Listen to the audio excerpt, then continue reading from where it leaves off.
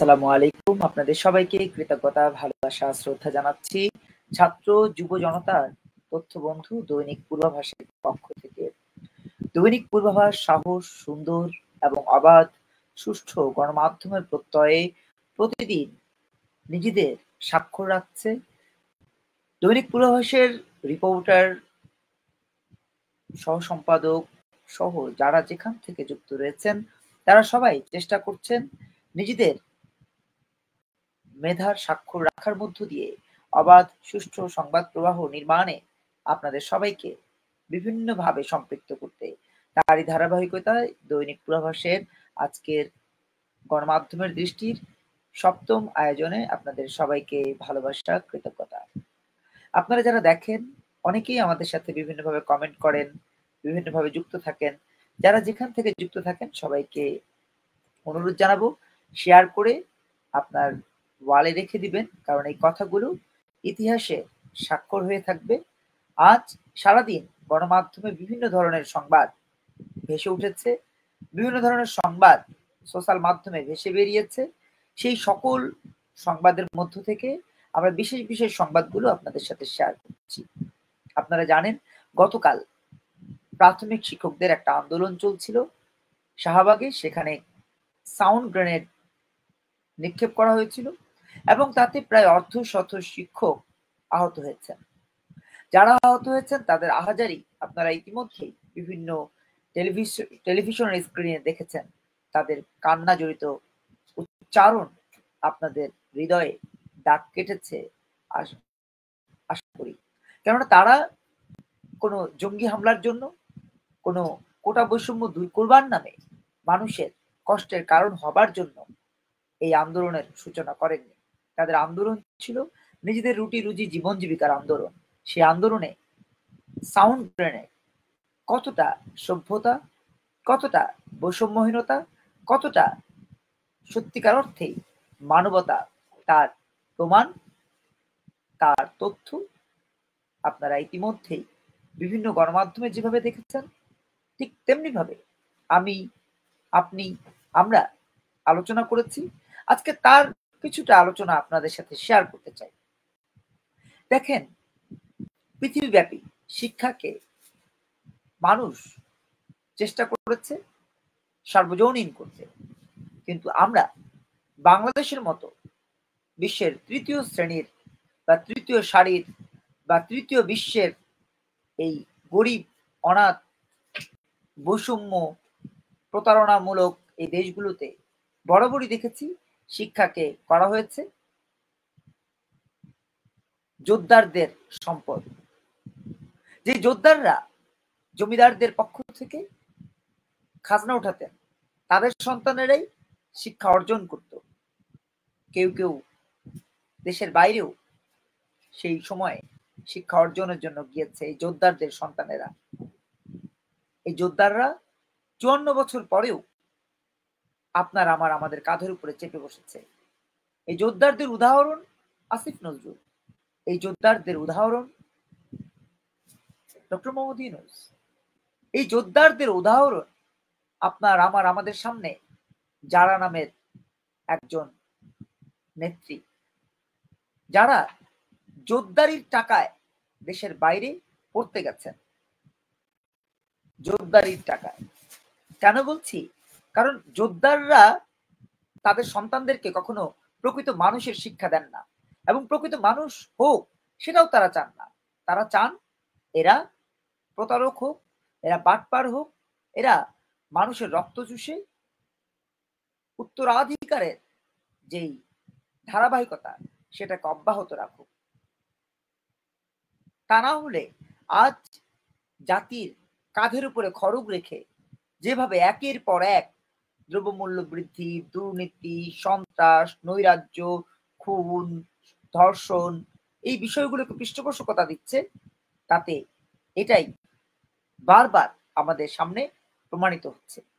এবং ওই ধর্ষণ, খুন, গুম ফিরে ফিরে আসছে এইসব যোদ্ধারদের সন্তানদের মাধ্যমে। আজকে শ্রম প্রবাসী কল্যাণ মন্ত্রণালয়ের কি দশা করেছে আপনারা গতকাল দেখেছেন।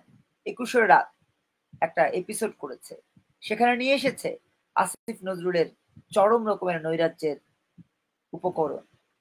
সেখানে আমরা দেখেছি যে প্রবাসে বসে যারা ষড়যন্ত্র করে, সেই ষড়যন্ত্রকারীদের একজনের ইউটিউব চ্যানেল বা একটা মাধ্যম তারা করেছে, নাম দিয়েছে বাংলা এডিশন।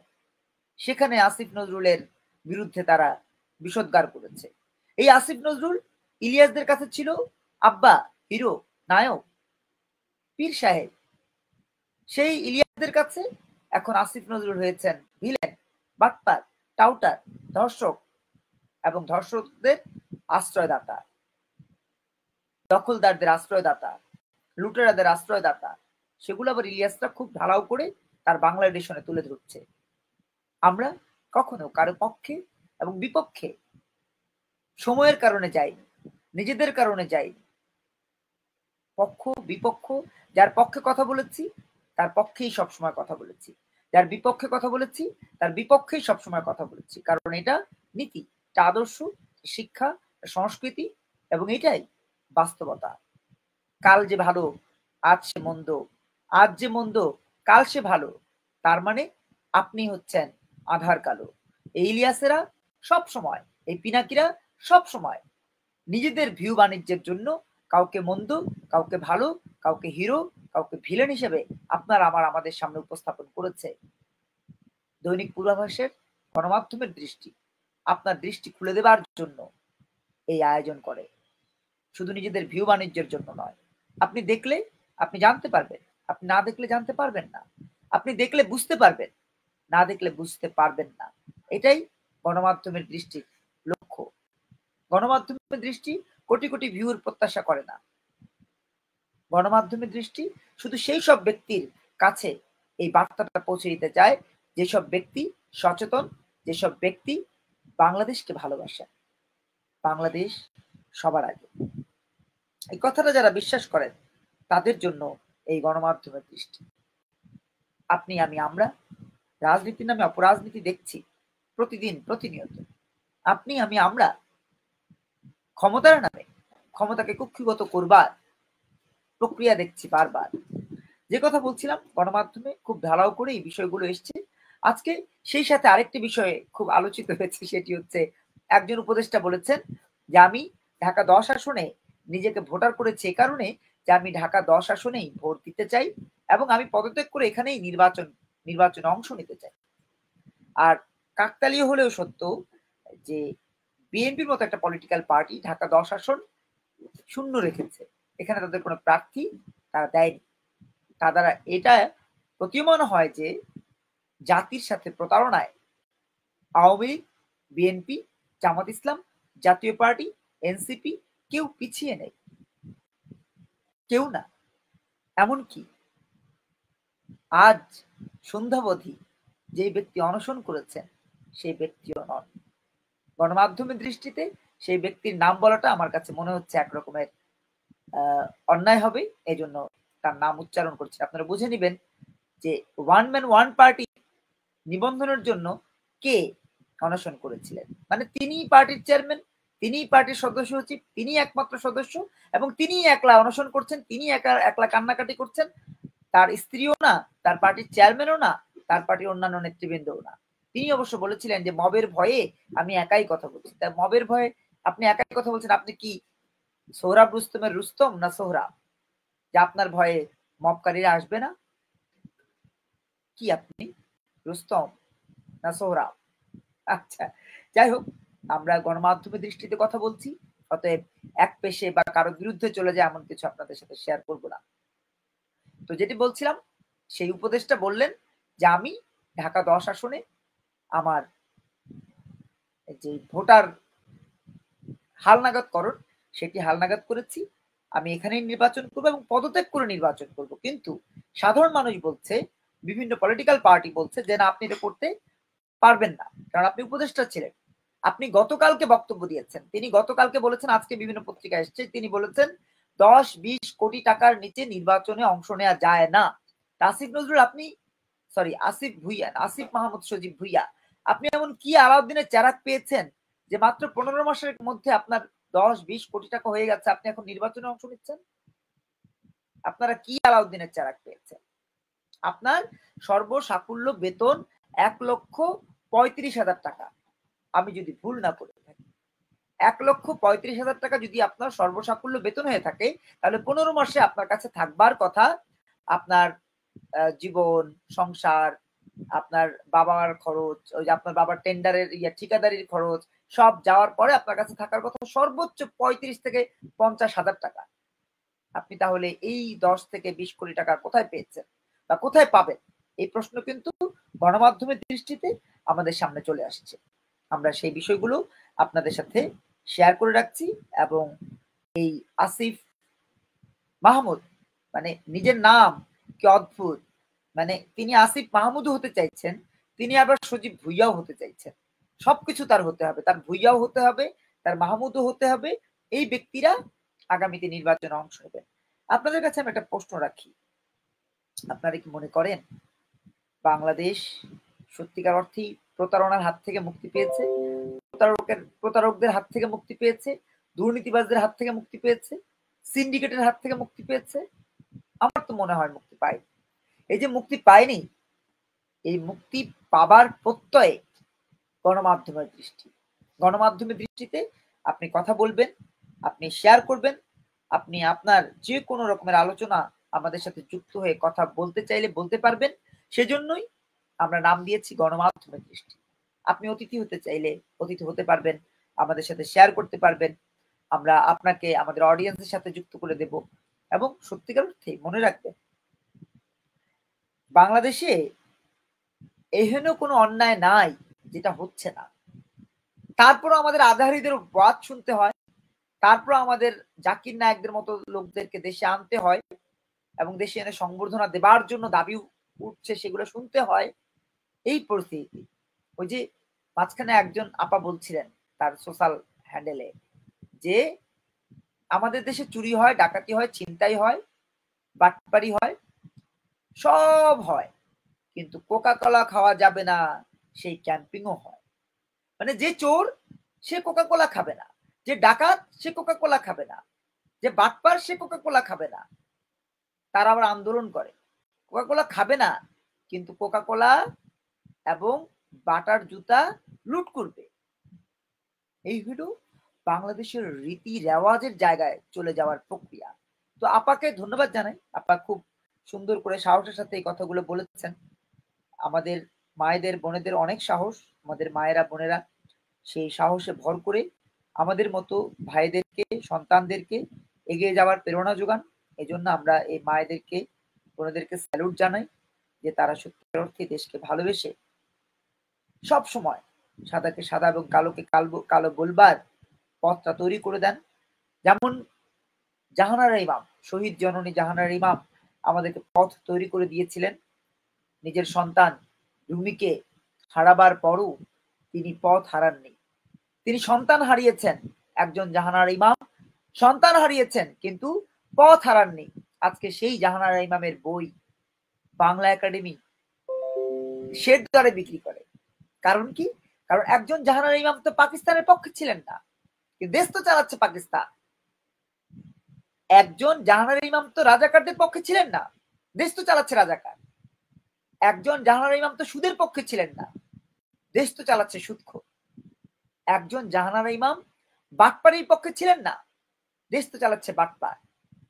একজন জাহানারা ইমাম কোনোভাবেই এই রেজওয়ানা হাসানদের মতো দখলদার ছিলেন না, দখলদারের স্ত্রী ছিলেন না, দখলদারের ষড়যন্ত্রকারীদের সতীর্থ ছিলেন না, কিন্তু দেশ তো চালাচ্ছে দখলদার ষড়যন্ত্রকারীরা।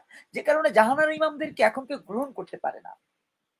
আমাদের এক বন্ধু আছে, তিনি লিখেছেন আজকে ফেসবুকে, তিনিও গণমাধ্যম কর্মী, তিনি লিখেছেন যে জাহানারা ইমামের বই কেন শের দরে বিক্রি হবে না? তার বই তো শের দরে বিক্রি হবেই, কারণ জাহানারা ইমাম আলোর পক্ষে ছিলেন। যারা আলোর বিপরীতে তারা তো তাকে সহ্য করতে পারবে না, এটাই স্বাভাবিক। এবং এই বাস্তবতায় এগিয়ে চলছে বাংলাদেশ। আমরা কোথায় যাব? আমরা কি পথ হারাবো না পথ পাবো? আমরা কি পথ পেতে চাই নাকি পথ হারাতে চাই? যদি আমরা পথ হারাতে চাই তাহলে ঘুমিয়ে থাকবেন, বসে থাকবেন, গান শুনবেন, সিগারেট খাবেন আর আফসোস করে বলবেন, হায় হাসিনা চলে গেলা, হায় হাসিনা চলে গেলা, এভাবে আফসোস করবেন। আর যদি সত্যিকার অর্থে দেশপ্রেমিক হন, দেশকে ভালোবেসে থাকেন, তাহলে আওয়াজ তুলবেন, কথা বলবেন। লকডাউন হোক বা না হোক, এটা যেন হয় যে বাংলাদেশের মানুষ কথা বলছে, বাংলাদেশের মানুষ গত 15 মাস যে অন্যায় হয়েছে তার বিরুদ্ধে আওয়াজ তুলছে। এটা যদি হয় তাহলেই আমরা সফল হব, আমরা বিজয়ী হব, আমরা উইন করব। এবং আমাদের এই বিজয়, আমাদের এই সফলতা ধরে রাখবার জন্য, আবার ফিরিয়ে আনবার জন্য আমাদের অনেক কিছু করতে হবে না। শুধু মনে রাখতে হবে আমরা সেই শরীয়তুল্লাহর উত্তরসূরি, যে শরীয়তুল্লাহ কখনোই কাউকে ভয় পাননি। আমরা সেই নিসার আলী তিতুমিরের উত্তরসূরি, যিনি কখনোই ভয় পাননি। আমরা সেই নবাব সিরাজউদ্দৌলার উত্তরসূরি, আমরা সেই শেরে বাংলা একে ফজলুল হকের উত্তরসূরি, আমরা সেই বীরাঙ্গনা করিমন বেওয়ার উত্তরসূরি, যেই বীরাঙ্গনা নীরবে নিভৃতে কেঁদেছেন কিন্তু চেয়েছেন বাংলাদেশ স্বাধীন হোক।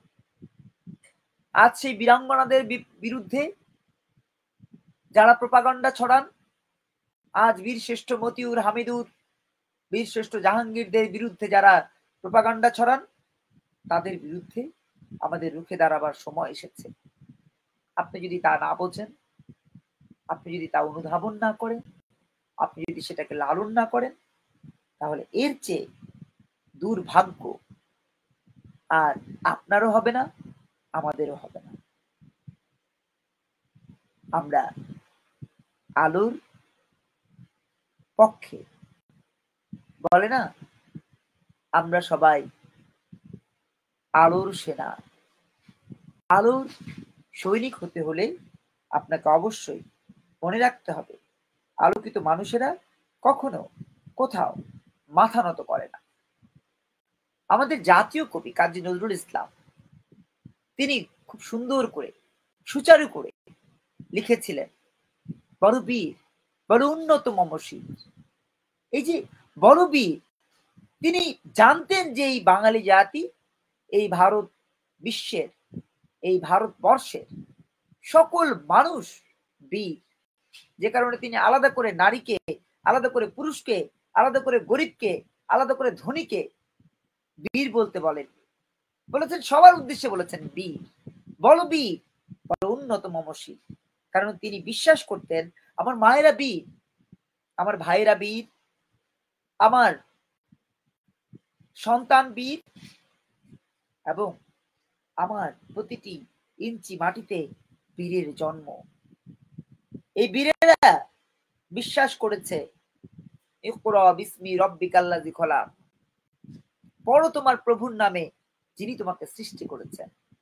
যে কথা শুরুতে বলেছিলাম, যেই শিক্ষা বিশ্বব্যাপী জাতি, বর্ণ, ধর্ম নির্বিশেষে বাধ্যতামূলক করা হয়, সর্বোচ্চ চেষ্টায় শিক্ষিত করবার চেষ্টাটা চলে, সেখানে বাংলাদেশ এমনই অভাগা দেশ যেখানে শিক্ষা থেকে দূরে রাখবার জন্য বিভিন্ন ধরনের ষড়যন্ত্র চলে। ওই যে শিক্ষকদের উপর হামলা বলেছিলাম, সাউন্ড গ্রেনেড মেরেছে কেন? কারণ শিক্ষকরা যদি আন্দোলন না করে, শিক্ষকরা যদি নিপীড়িত নির্যাতিত হতে থাকে, তাহলে শিক্ষকরা শিক্ষার্থীদেরকে সঠিক শিক্ষা দেবে না। আর শিক্ষার্থীরা সঠিক শিক্ষা না পেলে মুটে মজুর হিসেবে সৌদি আরবে যাবে, মধ্যপ্রাচ্যের বিভিন্ন দেশে যাবে। ওই উচ্চ শিক্ষার জন্য দেশের শিক্ষা প্রতিষ্ঠানকে ভরসা না করে ইংল্যান্ডে যাবে, ইউএসএ যাবে, তারপরে গিয়ে এক একটা মির্জা গালিব হবে, টিচার হবে হার্ভার্ড ইউনিভার্সিটিতে আর প্রচার করবে হার্ভার্ড ইউনিভার্সিটিতে।